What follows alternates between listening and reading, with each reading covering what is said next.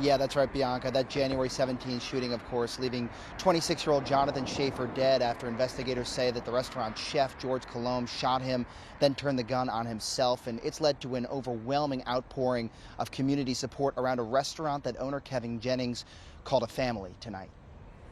They don't give you a playbook on it. They don't give you an information manual.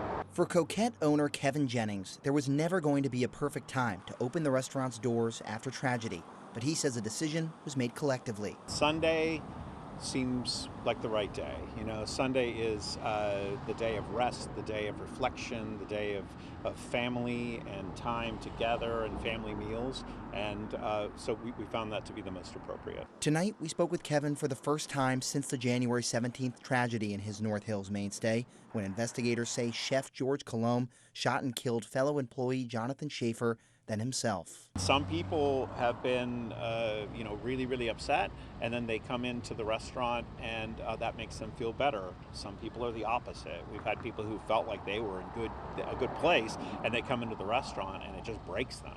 Kevin told us they've been working with grief counselors who said the best thing the Coquette family could do was reclaim the space as a force for good. The thing that we really enjoy is serving others, and that's part of the process, and I can say for me personally that it's been very healing. Tonight, it's the community's overwhelming response to the tragedy and their unwavering support that has Kevin and the Coquette family grateful in a time of tragedy. My wife and I opened our first restaurant 26 years ago in Raleigh on Hillsborough Street.